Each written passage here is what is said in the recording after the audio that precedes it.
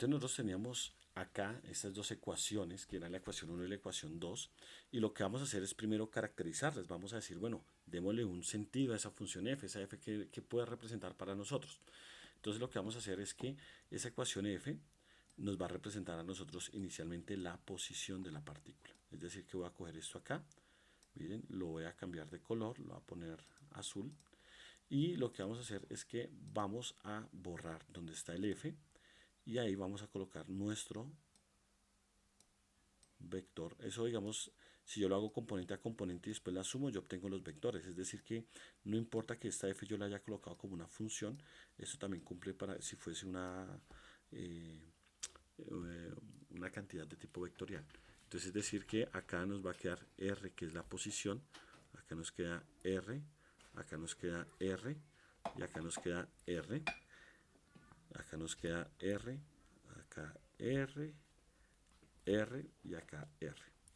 Entonces ya nos quedaron las dos ecuaciones, y con esas dos ecuaciones, y nosotros básicamente con esas cantidades podemos identificar que entonces lo que vamos a hacer es que vamos a estar calculando la posición de nuestra partícula, del sistema que estamos estudiando en diferentes instantes.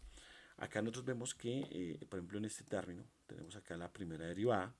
Este término que nosotros vamos a pintar acá en rojo, pues correspondería la primera derivada de la posición, eso corresponde a la velocidad, ¿cierto? Acá tenemos la segunda derivada de la posición en un tiempo t, esto va a corresponder a la aceleración. Entonces, miren que también lo tenemos acá abajo. Entonces, con estas dos ecuaciones vamos a calcular entonces las posiciones. Pero recuerden que todos nosotros vamos a partir es del instante t. Es decir, que nosotros, bueno, digamos antes de avanzar, entonces fíjense que acá esta parte, que es la parte de las aceleraciones, que yo coloqué en rojo, la parte de la velocidad la voy a colocar con otro color, coloquémosla con este azul. Entonces, esta parte en rojo yo la calculo a partir de la componente dinámica del problema, es decir, de la sumatoria de fuerzas por segunda ley de Newton que vamos nosotros a aplicar dentro de nuestro ejercicio. En el caso de la velocidad, pues nos toca calcular cuál sería la velocidad de esa partícula en el tiempo t, pero pues eso no lo podemos calcular inicialmente como con la condición inicial precisamente, pero en el tiempo nos toca irla calculando de otra forma. Entonces, para calcular nosotros esta expresión de acá, que en este caso es la velocidad, entonces nosotros venimos acá, y lo que podemos hacer es, como esto representa en sí cualquier variable, pues nosotros podemos tomar esta de acá, que es la de la función en temas delta t, y como es la velocidad, si f llega a representar la velocidad, nosotros dijimos que la aceleración es constante en intervalos de tiempo muy pequeños, por lo tanto, nosotros podríamos dejar hasta la primera derivada, porque la primera derivada de la velocidad es la aceleración, o sea que hasta este término habría sentido, porque ya esos de acá pues nos darían cero. Es decir, que yo puedo tomar esto de acá, lo voy a tomar todo, lo voy a llevar para abajo.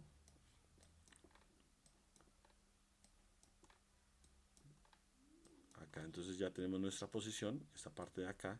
Recuerden que esto ya es para calcular la velocidad, entonces voy a colocar acá una raya divisoria para que no nos vayamos a confundir. Fíjense, lo único que hicimos fue resolver, sumar, y bueno, este término de acá, recordemos que este viene con este de acá arriba, ¿no? Esos dos vienen, y este de acá es el que se obtuvo en la parte de arriba. Bien, entonces, de ese término, si suponemos que la función es la velocidad, eso quiere decir entonces que esos términos de acá nosotros los podemos despreciar, digamos.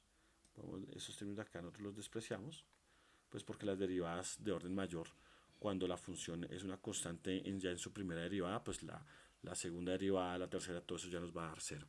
Entonces de acá nos va a quedar entonces que f, perdón, acá miren, f en t más delta de t es igual al primer término, que sería entonces f0 décimo de t por delta t a la 0 sobre 0 factorial, más la primera derivada evaluada en t por delta t sobre 1 factorial. Entonces los demás términos se hacen 0, por lo tanto solamente nos quedaron este y este término de acá. Como sabemos que la función es la velocidad, entonces lo vamos a reemplazar, quedaría b en t más delta de t es igual, sabemos que la derivada 0 décima de la función es la función, o sea la velocidad en t, Este término sabemos que nos da 1, que este nos da 1, y acá nos quedaría más, y este término sería la derivada de la velocidad, o sea, sería b', primera derivada de la velocidad con respecto al tiempo, por delta de t. Esto, básicamente, entonces sería b en t más delta de t, es igual a b de t, más, y este término de acá sabemos que es la aceleración, ¿no? Entonces quedaría la aceleración de t por delta de t. Y acá nos quedó entonces nuestra tercera ecuación. Voy a colocarla acá. Y bueno, acá yo una observación es que yo lo coloqué de forma escalar, pero pues esto es un vector. Eso lo podemos dejar de una vez como si fuera vector, porque se puede hacer ese proceso componente a componente y después organizarlas de forma vectorial. Y nos va a quedar entonces esto acá. Entonces acá nos va a quedar esta ecuación. Y ya con eso terminamos esta parte del modelo. Entonces acá recordemos que esta parte roja que nosotros tenemos acá, este de acá, perdón, este término de acá es la aceleración, ¿listo? Este de acá es la aceleración. No se nos vaya a olvidar que la parte roja, esta parte roja, es la aceleración, ¿listos? Entonces ya tenemos las ecuaciones y ahora lo que tenemos que hacer es modelar. Entonces, ¿cómo se modela eso? Entonces, recordemos, bueno, esta de acá sería entonces nuestra ecuación 3. Ecuación 3. Entonces, la idea es que tenemos nosotros en nuestro sistema, en el tiempo t, tenemos la posición, tenemos la velocidad y pues nos faltaría la aceleración. Entonces, en este caso, primero hacemos sumatoria de fuerzas, que es la parte dinámica de las que les hablaba, y con la aceleración y esa sumatoria de fuerzas, pues lo dimos sobre la masa y calculamos este valor, ¿cierto? Es decir, calculamos la sumatoria de fuerzas y con la sumatoria de fuerzas al dividirlo sobre la masa calculamos la aceleración. Con esos valores, entonces yo calculo primero el instante anterior, que es t menos delta de t. En este caso, yo necesito calcular acá la posición, solamente necesito calcular la posición en t menos delta de t. Entonces, esta se hace con la ecuación 3, o sea, lo voy a colocar acá.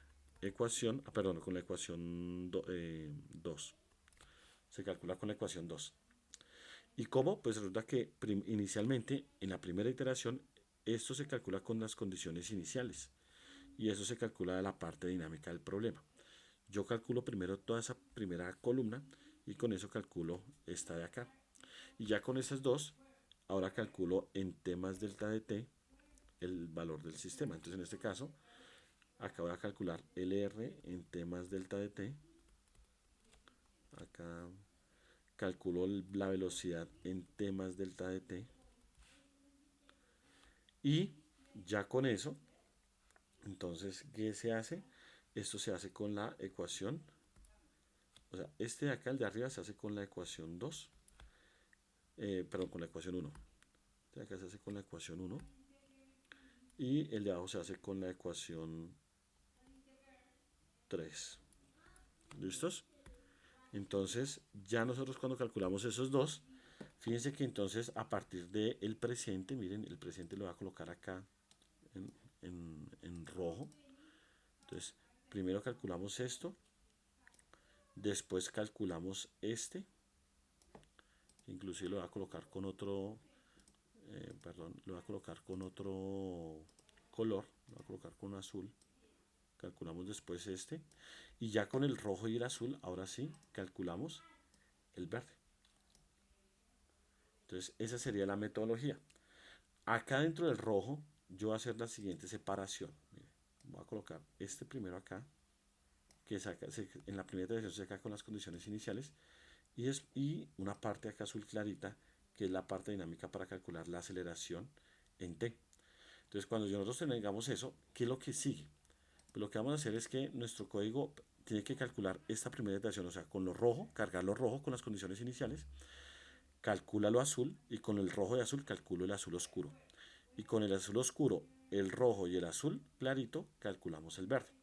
Ya después de que se haga eso, lo que vamos a hacer es que el rojo va a pasar a ser lo azul. O sea, el R y la velocidad van a pasar a ser el R y la velocidad en este instante de acá. Yo coloco acá la velocidad, pero esa en la primera iteración no hay necesidad de calcularla. Entonces, yo voy a colocar acá la velocidad en t menos delta t. La vamos a colocar acá, pero no hay necesidad de calcularla. Entonces, el rojo pasa a ser el azul oscuro. O sea, es decir, que el rojo pasa acá y el verde va a pasar a ser el rojo. Y con esos cambios volvemos a calcular el azul clarito y ya vuelve y me calcula el verde. O sea, el azul, perdón, el azul con el azul y con el rojo calculo el verde. Y después, ¿qué pasa? Cuando ya calculo el verde, entonces, ¿qué pasa? Otra vez empezamos. El rojo pasa a ser el azul, el verde oscuro pasa a ser el rojo, calculamos el azul clarito y con esos tres vuelvo y calculo el verde. Y esa iteración la vamos a estar haciendo hasta un tiempo final, que es el tiempo de la simulación. Y ya con eso entonces estamos solucionando numéricamente un problema de cinemática y la idea es poderlo comparar con una solución analítica que son las que se trabajan en el curso de ecuaciones diferenciales. Espero que les haya quedado claro y vamos entonces con la aplicación de este método en Excel para solucionarlo o para tener una aproximación numérica de una solución a una ecuación diferencial ordinaria. Muchísimas gracias.